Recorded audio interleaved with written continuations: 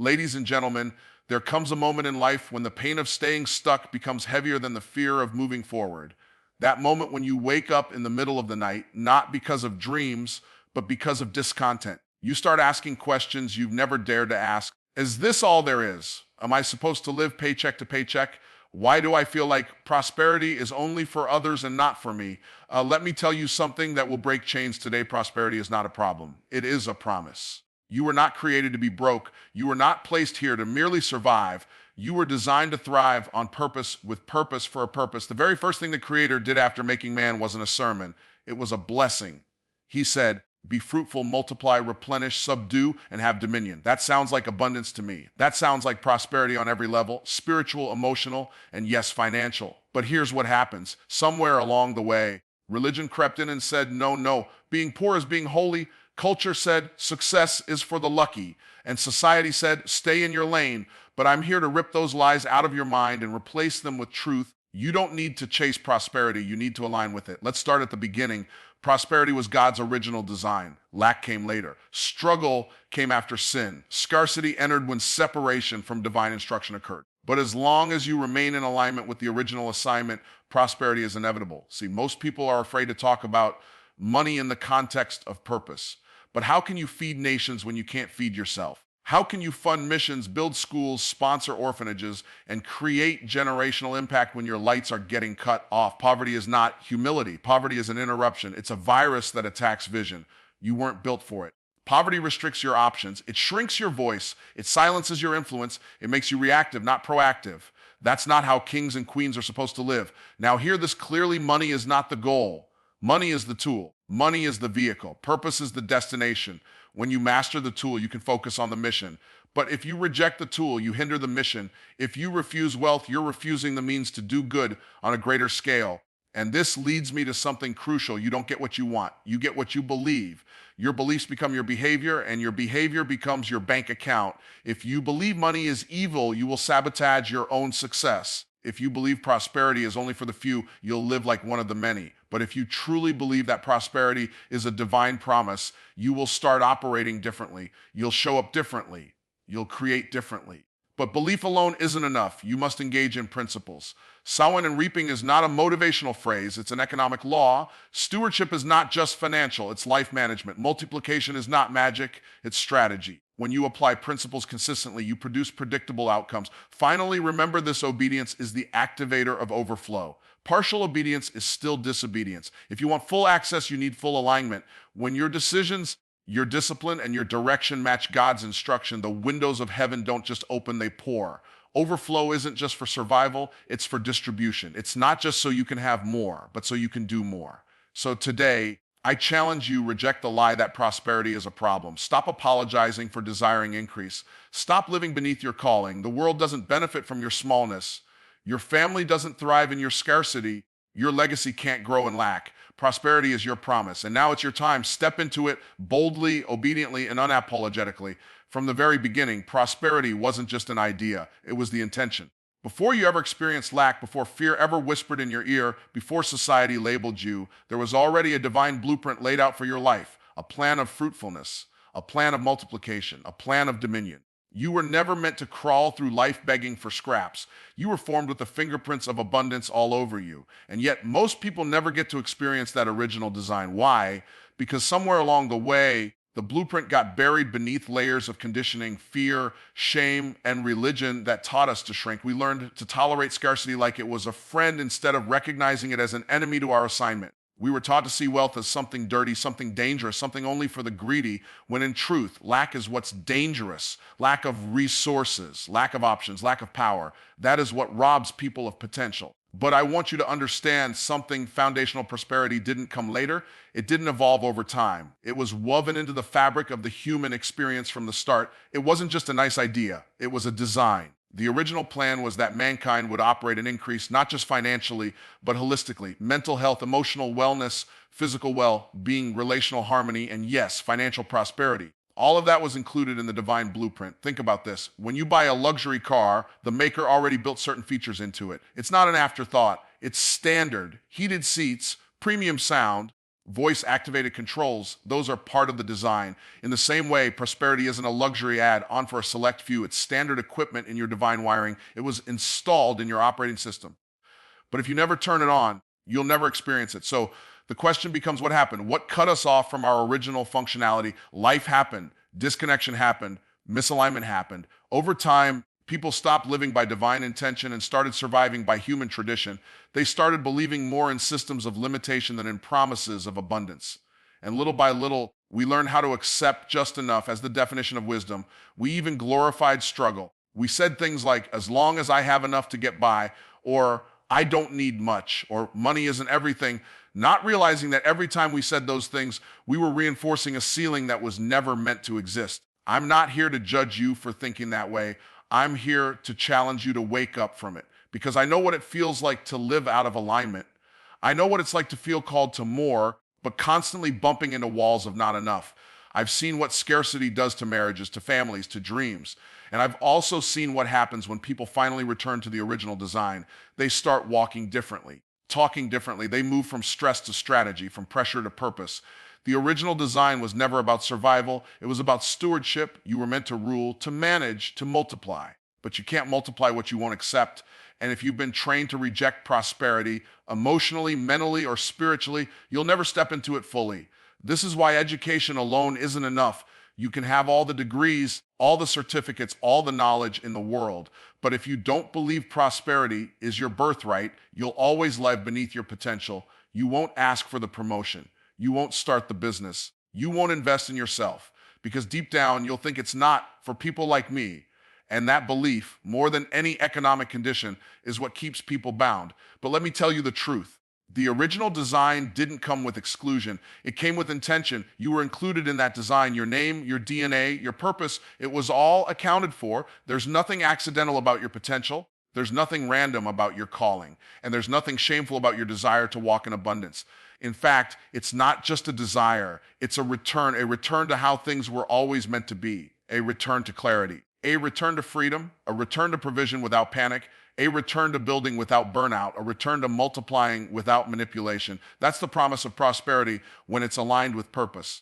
It's time to remember what was written about you before you ever breathed your first breath. You were made for more, and you don't have to apologize for it. You don't have to hide it. You don't have to explain it to people who don't understand. You just have to walk in it. You just have to own it. The world needs to see what it looks like when people stop surviving and start stewarding the promise. When they stop settling and start multiplying. When they stop asking for permission and start walking in provision. That's not ego. That's alignment. That's the design. And it's still waiting for you to activate it. There's a lie that's been passed down from generation to generation. It's wrapped in humility, coated with tradition, and delivered in spiritual language that sounds good, but leads to bondage. That lie says poverty is noble. That struggling is somehow righteous. That lack is a sign of being morally pure or closer to God. But let me tell you something from the depths of truth. Poverty is not holy. It is not sacred. It is not a badge of honor. Poverty is a violation of purpose. It is a distortion of design, and until we confront that lie head on, we will continue to live in cycles that rob us of impact, vision, and destiny. Poverty doesn't just take money from people, it takes options. It takes voice, it takes peace. It makes purpose feel like a fairy tale and turns dreams into burdens. When you're in poverty, you don't think about building legacies, you think about surviving the next 30 days. When your lights are on the verge of being shut off, when your stomach is empty and your mind is racing with anxiety, your God-given purpose is no longer your focus. You're not thinking about writing books, launching businesses, or solving problems in the world. You're just trying to make it through the night.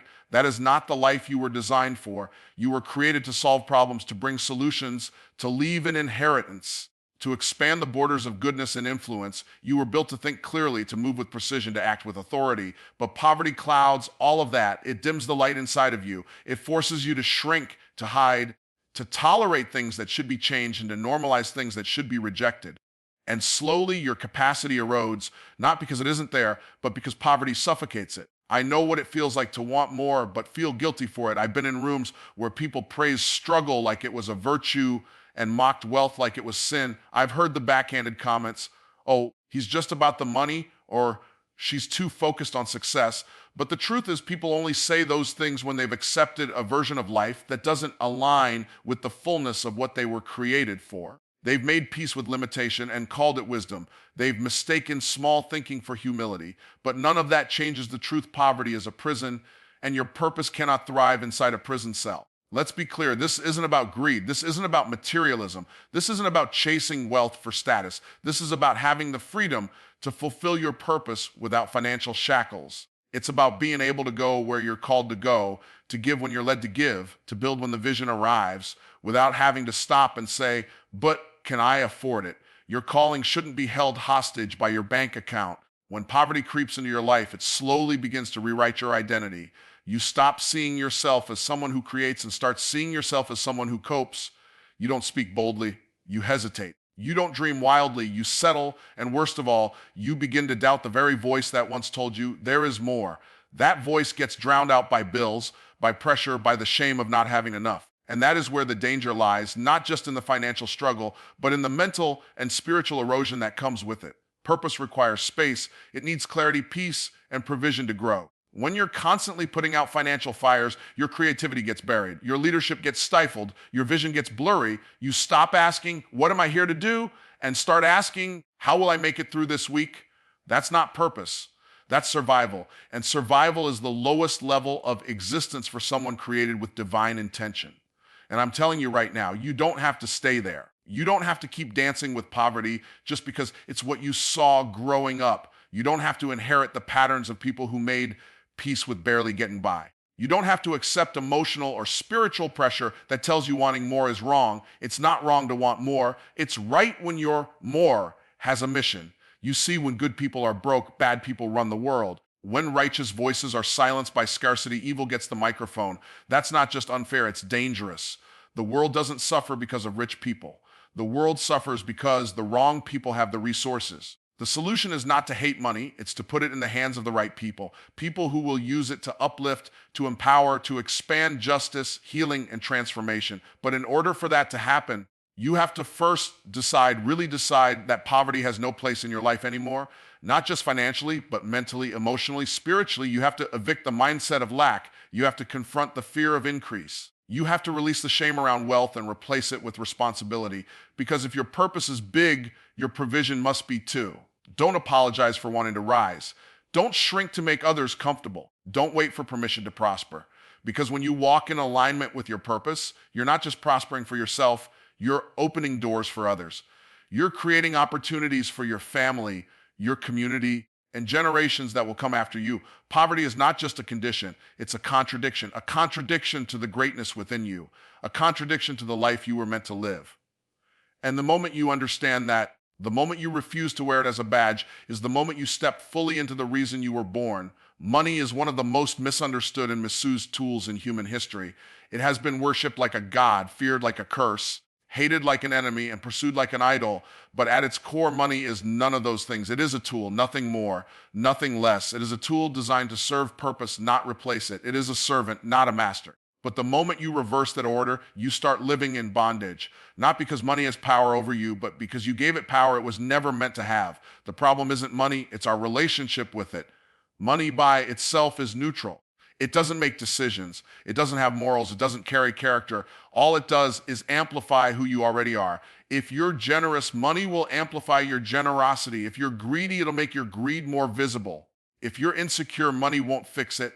It'll just put your insecurity on a bigger platform. That's why learning how to handle money is not just about accounting or budgets. It's about alignment. It's about developing the character to carry the weight of increase without collapsing under it. You see, when you don't understand that money is just a tool, you'll either fear it or idolize it, and both extremes are dangerous. If you fear money, you'll sabotage opportunities for growth because deep down, you believe wealth will corrupt you. If you idolize money, you'll compromise your values to chase it, and you'll lose your soul in the process. Either way, the result is the same. Money ends up mastering you. And once money becomes your master, freedom is off the table. Because now you're chasing a number instead of a mission. Now your decisions are based on gain, not guidance. I've seen people destroy their health chasing money. I've seen marriages break under the pressure of financial dysfunction. I've seen dreams buried because someone chose a paycheck over a purpose. And I've seen people with more money than they could ever spend, and yet they live bankrupt on the inside. That's what happens when money becomes the master. It promises satisfaction but delivers anxiety. It promises freedom but demands loyalty. And you end up living on a treadmill, always running, never arriving. But when money is in its proper place, as a servant to your purpose, it becomes one of the most powerful tools you will ever wield. It allows you to move with speed. It allows you to bless without hesitation. It allows you to build with excellence. It allows you to solve problems that passion alone cannot fix. Because let's be real, prayer is powerful, but lights still need to be paid for. Vision is beautiful, but it still takes capital to build. Good intentions are not enough. You need provision to carry them out. That's why shifting your mindset around money is not optional, it's essential. Because if you don't master money, money will manipulate you. It will either make you feel inferior for not having it or superior for possessing it, and neither one reflects truth. You are not less than because you're broke, and you're not better because you're rich. Your worth is not measured by your wallet, but your impact, now that often is. When you understand that money is a tool, you stop chasing it for validation and start using it for transformation. You stop seeing it as an end goal and start using it to reach the real goal, impact, influence, and legacy. And let me tell you something, there is nothing wrong with having a lot of money as long as money doesn't have you. As long as you stay rooted in purpose, grounded in integrity, and guided by vision, money simply becomes fuel. It becomes the wind behind your assignment. But here's the catch. Tools don't work unless you know how to use them. A hammer in the hands of a child is dangerous. A hammer in the hands of a builder is productive. In the same way, if you never learn the principles of financial stewardship, if you never learn how to manage, increase, protect your peace, and grow in wisdom, money will ruin you instead of raising you. Not because it's evil, but because you never prepared for the weight of it, and preparation starts with perspective. Stop asking for money just to feel secure. Start asking for the capacity to manage what you're praying for. Start asking for the discipline to handle what you're building. Because the real test isn't whether you can make money, it's whether you can multiply it, manage it, and move it into places that matter. Some people think the goal is just to make more, but if you're making more and mismanaging more, you're just magnifying the mess. True prosperity comes when you've trained your heart to lead, your mind to think, and your hands to handle money like the tool it is, not with fear, not with obsession, but with clarity, with intention, with confidence. So today, I want you to ask yourself one simple question: is money serving you, or are you serving it? Because that one answer will reveal a lot about where you are and where you're headed. If money is in the driver's seat, you're going to crash. But if you put money back where it belongs, in the toolbox of your purpose, there is no limit to what you can build, who you can bless, or how far you can go. If you were taught your whole life that wealth is for other people, not people like you, if you grew up hearing things like, we can't afford that, money doesn't grow on trees, just be thankful you've got anything at all, then I understand why you've settled. I understand why the thought of overflow seems foreign.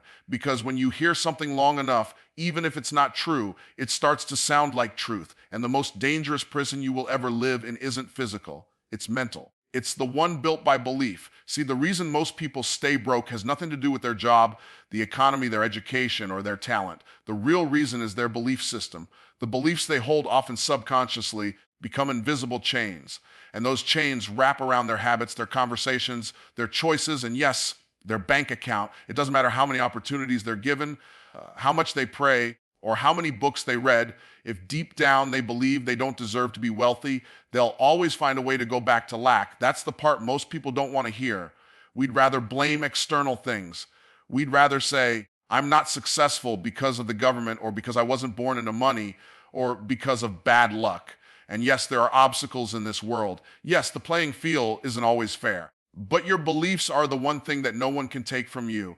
And yet many of us are walking around with belief systems we didn't even choose. We inherited them from parents, teachers, pastors, cultures, people who meant well, but we're operating from a mindset of limitation. You've got to take inventory of your inner programming. What do you really believe about money? Not just what you say, but what you act on, because your behavior always reveals your belief. If you say you believe in abundance, but you avoid every financial opportunity that comes your way because you're scared, that's not abundance. That's fear. If you say you trust in increase, but you never invest in yourself, you never sow into your growth, you never step out in faith, then your actions are exposing your real belief that increase isn't possible for you. I've seen this over and over again. People who are brilliant, anointed, skilled, full of purpose, but they stay stuck, and not because they lack capacity, they lack belief. They were trained to expect just enough, trained to be suspicious of success, trained to think that wanting more meant they were selfish or ungrateful. But let me ask you this. How is it selfish to want to rise so that you can lift others? How is it greedy to want overflow so you can fund vision? How is it wrong to want more when you know your mission requires more? Until your belief matches your purpose, your finances will never match your vision. I remember a time when I had the knowledge, I had the ideas, I even had the work ethic, but I couldn't break through financially. And the truth was, I didn't believe I was worthy of wealth. I didn't believe I could carry it without becoming someone else. I didn't trust myself with abundance because I had only seen it abused. So I kept sabotaging myself, undervaluing my services, delaying opportunities, staying in environments that didn't challenge me. And I called it humility, but it wasn't humility. It was fear wrapped in a lie. And that's what many people are doing right now, calling it contentment. But really it's conditioning, pretending to be at peace with their financial situation when in reality they've just stopped believing change is possible. But I'm here to shake you out of that fog. Because the minute you decide to rewire your beliefs, everything starts to change. Your energy changes, your choices change, your circle changes, your income changes. But it all starts inside. You can't skip the inner work. This is why affirmations matter, why exposure matters, why mentorship matters, because you have to hear a new sound if you want to form a new belief. You have to surround yourself with people who talk different, think different, dream different. Because if all you ever hear is, we can't afford that, that's what your life will reflect. But when you start hearing things like wealth is your assignment, increase is normal, abundance is available, something inside you wakes up, something starts to break. Something says, maybe I don't have to stay here. And you don't. You don't have to keep living beneath your potential just because people around you did. You don't have to pass down the same fear of money you inherited. You don't have to be the one in your family who survives. You can be the one who breaks the curse. But you've got to shift what you believe, not on the surface, deep down, in the part of you that drives your daily decisions. Because until you believe you deserve prosperity, you will keep rejecting it in disguise. You'll call it not the right time. You'll say, maybe later. You'll avoid the risk. You'll stay in the safe zone. And the tragedy is your purpose will shrink to fit your belief. But if you dare to believe different, if you decide, I am worthy of wealth, I am built for overflow, I am capable of carrying increase, then you unlock a different life, not just for you.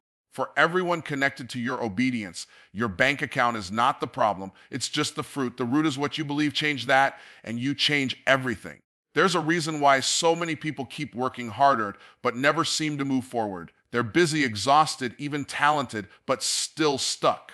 And it's not because they're cursed, and it's not because they're lazy. It's because they're operating outside of principle. They're trying to create prosperity without following the process. But prosperity doesn't show up because you're desperate. It doesn't respond to pressure or pity. It responds to principle. And once you truly understand that everything in your life can change, see, the world will try to convince you that increase is random, that it's about luck or timing or who you know, that some people just happen to make it and others don't. But that's not how abundance works. Abundance is not a mystery. It's the result of patterns. When you follow divine patterns, you get divine outcomes. But when you ignore the pattern and try to do it your way, it doesn't matter how good your heart is, you'll still end up stuck. And that's not because you're broken. It's because principles don't care about feelings. They just work when you work them. And that's where most people miss it. We've been trained to chase outcomes without mastering the systems that create them. We want harvest, but we ignore the laws of sowing. We want overflow, but we avoid the responsibility of stewardship. We want multiplication, but we fear commitment, investment, and risk. We want the result without the rhythm. But true abundance is locked inside the rhythm, inside the structure, inside the principle. Sowing and reaping is not a theory. It's not a motivational slogan. It's a reality that governs how increase works. You don't sow once and expect overflow. You don't give sparingly and expect to build a legacy. If you want to see something different in your life, you've got to start planning in alignment with your future, not your fear. Too many people sow only when they feel safe. But sowing isn't about safety. It's about faith. It's about planning before you see the rain. It's about releasing what's in your hand to unlock what's in your future. And then comes stewardship. This is where most people fall short, not because they don't earn enough, but because they don't manage what they have with wisdom. We think increase will solve our problems, but if you mismanage what you have now, you'll just mismanage more later. If you don't steward hundreds, you won't steward thousands. If you waste time, you'll waste money. If you avoid discipline, you'll forfeit destiny. Because abundance doesn't just come from how much you get. It comes from how well you manage what you've already been given. I've seen people pray for years for financial breakthrough while mismanaging what they already have. I've seen people cry out for doors to open while slamming the door shut on the principles that unlock them. But let me say this with love. God is not obligated to bless disobedience. If you're ignoring principles, you're choosing stagnation, whether you realize it or not. Multiplication isn't magic, it's strategy, and it always begins with surrender, with intentionality, with preparation. You have to be willing to take what you have and use it on purpose. You have to stop hiding your gifts, stop sitting on your ideas, stop procrastinating your next level. You keep waiting for a miracle, but the miracle is inside the move, inside the seed, inside the strategy. That's how multiplication works. It shows up when faith and action finally get into alignment. I remember when I started applying these principles, not just in theory, but with real discipline. It was uncomfortable. It was inconvenient. I had to give when it didn't make sense. I had to save when I wanted to spend. I had to invest in things no one else could see. But eventually, the principle kicked in. And I began to see what happens when you live by design, not desire, when you stop begging for overflow and start behaving like someone who already has access to it. Because here's the truth: prosperity doesn't answer begging. It answers obedience. It responds to structure. It's drawn to order. And when your life comes into order, when your money has a purpose, your time has a plan, and your decisions reflect discipline, then increase isn't something you chase. It's something that chases you. But this only happens when you stop trying to shortcut the system, when you stop looking for loopholes and start looking for alignment. That's the missing piece. Most people aren't blocked by circumstance. They're blocked by inconsistency. They get excited, then quit. They commit, then compromise. But abundance doesn't show up for the emotional. It shows up for the consistent. It rewards those who do the right thing even when no one's watching, even when no one claps, even when it's hard. So if you want to see abundance, stop praying for magic and start practicing principle. Give with intention, steward with excellence, multiply with courage, not just once, but daily. Make it a rhythm. Make it your standard. Make it your normal. Because once you do that, once you align your actions with the patterns of abundance, you won't have to force prosperity anymore. It will flow, not because you chased it, but because you were finally in position to receive it. There are moments in life when you've done all the planning, all the preparing, all the pushing, and yet things still feel stuck. You're showing up, you're grinding, you're praying, but nothing seems to move. And it's in those moments that many people give up. They assume the breakthrough will never come. They believe maybe it just wasn't meant to be. But often, the truth isn't that you're missing the talent, the resources, or the opportunity. What's really missing is obedience. Obedience isn't popular to talk about because it requires surrender. It requires letting go of what makes sense to your natural mind and trusting what's being asked of you, even when it's uncomfortable, even when it costs you, even when nobody else understands it. But obedience is the key that opens the gates of overflow. Not just small progress, not just partial success, but overflow, the kind that changes everything, the kind that not only blesses you, but blesses generations after you. Most people don't experience that kind of breakthrough, not because it's not available, but because they don't follow through on the instruction. They hear what to do. They even feel the confirmation in their spirit. But then doubt creeps in. Fear starts whispering, logic gets louder than faith, and the next thing they know, they've delayed what they were called to do. But delayed obedience is still disobedience. And disobedience is one of the fastest ways to block the flow of divine provision. I know that sounds strong, but I say it with love because I've lived it. I know what it's like to feel called to move on something and still hesitate. I know what it's like to get an instruction that makes no financial sense, no strategic sense, no human sense, and yet know deep inside that it's exactly what I need to do. And I also know what it's like to ignore it and watch opportunities pass by, not because they weren't meant for me, but because I wasn't ready to trust what I couldn't yet see. See, obedience is not just about doing the right thing, it's about doing it at the right time. Some doors don't stay open forever. Some instructions have expiration dates, and when you delay long enough, you can miss a window that was tailor-made for your increase. You can miss a moment where your obedience would have created a ripple effect, not just in your bank account, but in your destiny. But here's the beautiful part. When you do obey, when you follow the prompting, when you act without overthinking, when you sow even though it feels risky, when you move forward even though fear is screaming in your ear, there's a release that happens. Something shifts. Not just in the atmosphere, but inside you. Confidence rises, alignment begins, and doors that were once sealed shut start to swing wide open. Because obedience doesn't just unlock overflow, it positions you for overflow. It gets your heart, your habits, and your decisions aligned with what's already been prepared for you. You don't have to beg for what's already yours. You just have to be in position. You just have to match the instruction with your action. And the moment you do, what was once hard becomes easy. What once felt distant becomes reachable. What once required struggle now flows with favor. Let me make something clear. Obedience is rarely comfortable. In fact, if it feels comfortable, it probably isn't obedience, it's convenience. Real obedience stretches you. It confronts your pride. It exposes your control issues. It demands vulnerability. And sometimes it looks foolish to the people around you. They'll say, why would you give that much? Why would you walk away from something secure? Why would you believe for something so big? And all you can say is, because I was told to. And when that instruction is divine, when it's in alignment with purpose, that's enough. We've been trained to obey when it makes sense, when it's easy, when we feel ready.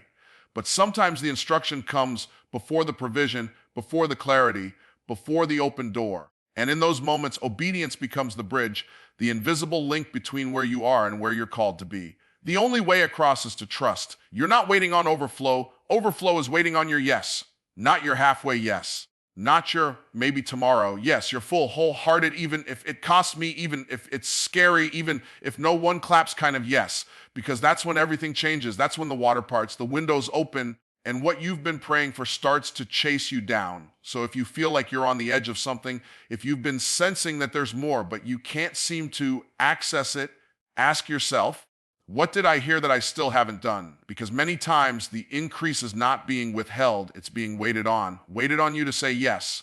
Waited on you to trust again. Waited on you to move in obedience even when it's uncomfortable. And when you do, you won't just get provision. You'll get peace. You won't just get resources. You'll get results. You won't just get blessings. You'll step into overflow. The kind that heals what was broken. The kind that restores what was lost. The kind that confirms you're not crazy. You were just chosen. And chosen people don't live by convenience. They live by conviction.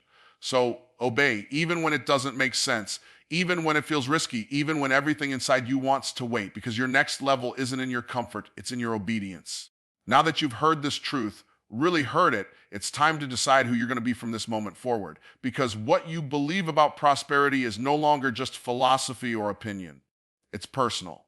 You were not created to chase crumbs. You were not built for a life of barely enough. Prosperity was part of your original design, and every moment you've spent doubting it, avoiding it, or shrinking from it ends right here. This is your wake-up call to stop treating poverty like a personality trait, to stop romanticizing struggle as if it's some kind of virtue. There is nothing noble about lack. It keeps your purpose small, your voice quiet, your impact limited. You were not born to live trapped in cycles of survival. You were born to overflow. You were made to multiply. You were designed to rule, to lead, to build, to bless. But none of that happens automatically. It's not enough to just want prosperity. You must believe it, align with it, prepare for it, and obey the instruction that unlocks it. Prosperity doesn't respond to pity. It responds to principle. It responds to belief. It responds to the person who stops apologizing for dreaming big and starts walking like they were born for it. So if you're tired of shrinking, tired of delaying, tired of waiting for permission to rise, then this is your moment to shift. Not tomorrow. Not when things feel safer, not when you have it all figured out. Right now, break the agreement you made with limitation. Cancel the mindset that told you wealth was for other people. Silence the fear that told you increase would ruin you. You were built for this, you were called for this, and now you are ready for this. Because when you start living like prosperity is a promise and not a problem, you won't just change your income, you'll change your influence.